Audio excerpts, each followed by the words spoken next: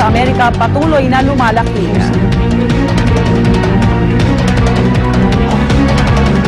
Okay, at narito na siya.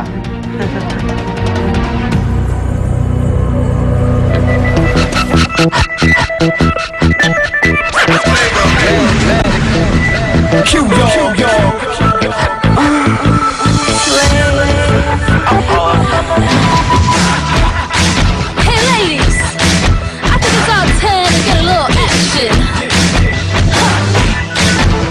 Be nice, do you feel me? Let's go, let's go. Oh yeah, it's your big rockin' girl, Jello A Street.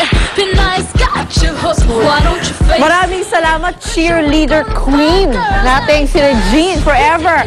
Maaaring ako, halos po lahat ng mga bagets may pasok na ngayon, mga mommies, daddies. Yung mga chikiting mo ba? May pasok na rin sa eskwela. I'm sure lahat yun na nagsipuntahan na at pagkatapos ng breakfast, syempre. Kaya para gawing mas memorable ang first day of school ng mga kapuso natin nagbabalik eskwela, meron sa di sa totoo sa isang private school sa Quezon City. Nakatambay po doon sila Monica at Arn, dyan po sa St. Joseph's College. Mon and Arn, what's happening there? Good morning, Miss Lynn. Ayan, mga kasama ko nga yung mga estudyante dito. Actually, mga grade school sila from St. Joseph's College nga. At syempre, tulad nga ng sinabi natin, para mas maging memorable at mas masaya ang kanilang first day. And meron tayong mga inihandang mga little surprises para sa kanila. Tulad na lang nitong free breakfast. At syempre, dahil ang mga kids mahilig yan sa mga hamburger. Ayan, meron tayong hamburger and mahilig din sila sa hotdog. Meron din hotdog sandwiches. And then, tara, kausapin natin isa sa mga bagets dito. Hello, what's your name? Jellowin. Hello, Jellowin. So, ayan, meron kang hamburger. So, ano nararamdaman mo naman na meron kang free hamburger ngayong first day of class mo? Masaya po. Masaya? Mahilig ka ba sa hamburger? Alright. Tapos, tatanungin din natin yung isa pa. What's your name? Faustine. Faustine, nakita ko sa'yo naman hotdog. So, ikaw ba ready ka na for first day ng class? Yes. Ano nararamdaman mo? Happy. Happy! Ang cute-cute! Okay, sige, kumain na muna kayo para may energy kayo whole day dahil I'm sure punong-puno ng gagawin and activities ang buong klase nyo dahil first day ngayon. And bukod nga sa breakfast na inahanda natin, meron din tayo, of course, mga freebies for them. Meron tayong mga school supplies ay kakailanganin talaga nila yan sa kanilang mga schoolworks. And Arn, ano itong mga nasa harapan mo? Eto mo, meron sila mga, yung mga hygiene kits. May toothbrush, may kasamang toothpaste, may kasama rin sabon at alcohol. At meron pa silang pencil, ballpen, sa papers. Ayan, perfect yan pag kunwari after meal. So kaya kapag kailangan Pagkatapos kumain, ayan, magagamit nila yan, diba? Okay, iwan mo na kita dyan. Pupunta ako sa favorite part ko, ha? Eto kasi... Mapapicture ko na naman.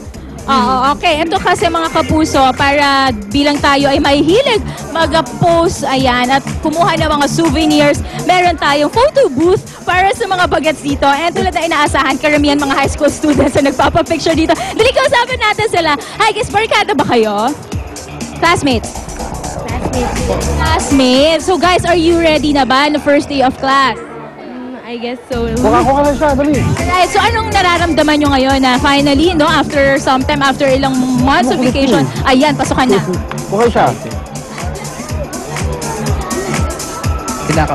Kinakabahan and excited. Okay, galingan nyo ha para maging honor students kayo pagkatapos sa school nyo. Alright, thank you so much. And syempre, tulad ng sinabi rin natin mga kapuso, bukod dito sa mga freebies and mga breakfast na inanda natin, gagawan din natin ng makeover ang kanilang volleyball at basketball court para mas magana silang mag-PE dito kapag PE classes na sila. Syempre, kasama natin, katuwang natin sa paggawa niya ng AFP-NCR-Com na kasalukuyan tinatapos yan. Anyway mga kapuso, sa ating po pagbabalik ay makikita natin tuloy-tuloy pa rin of course ang ating pagbibigay ng mga little surprises for them and makikita na natin finally kung ano ba magiging outcome ng makeover natin sa kanilang basketball and volleyball court. Lahat po yan sa pagbabalik po natin dito sa St. Joseph's College sa Quezon City. Balik mo tayo sa studio.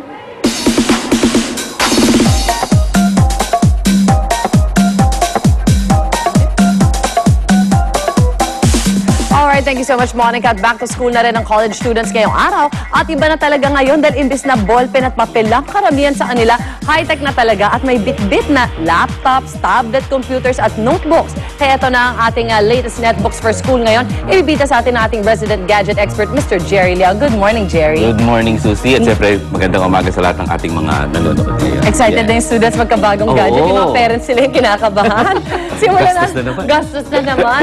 Ano ba yung mga dala mong gadgets for school ngayon? Well, meron tayong mga variety dito. We have notebooks, netbooks, and we have the tablets. Okay. So, unahin natin dito, makikita natin we have here a notebook. Okay. Yung color, ganda, red. Ang ganda. Diba?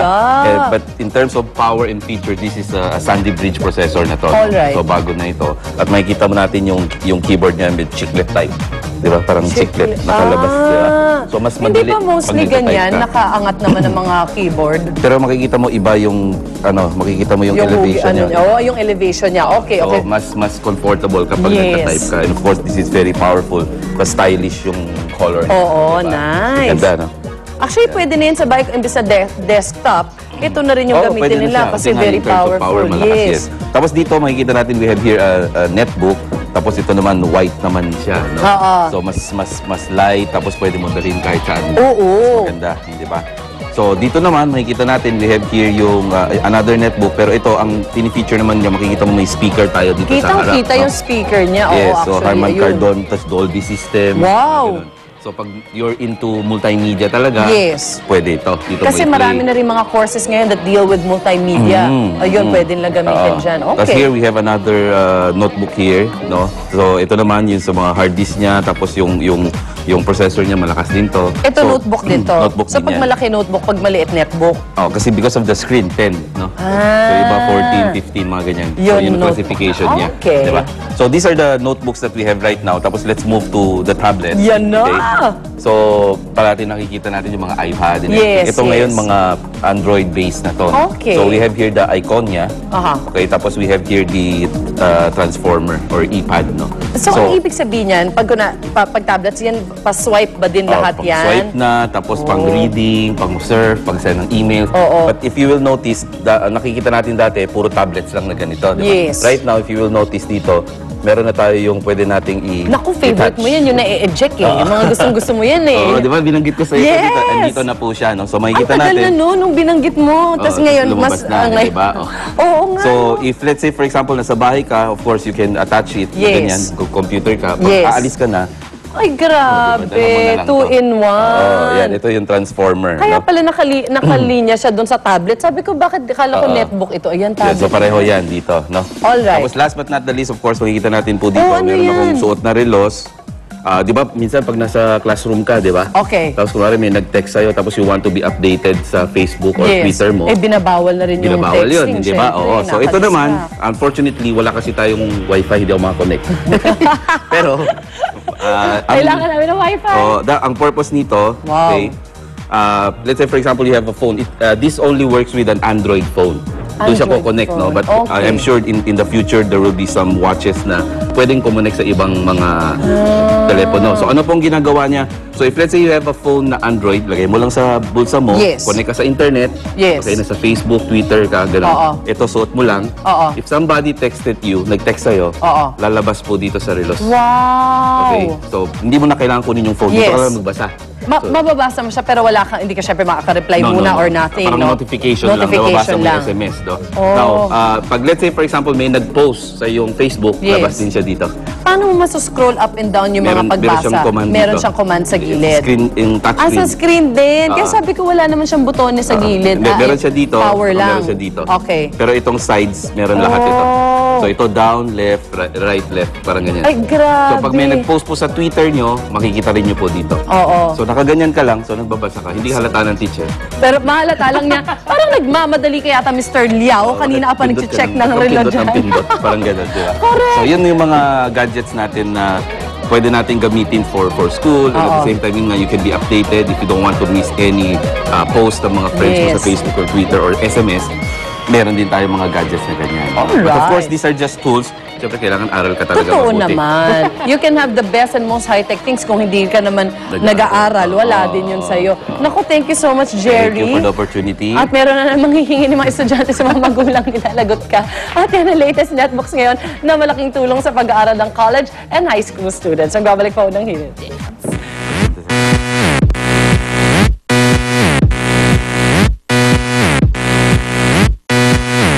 Backdoor cracked, we don't need a key. We get in for free, no VIP sleeves. Drink that Kool-Aid, follow my lead.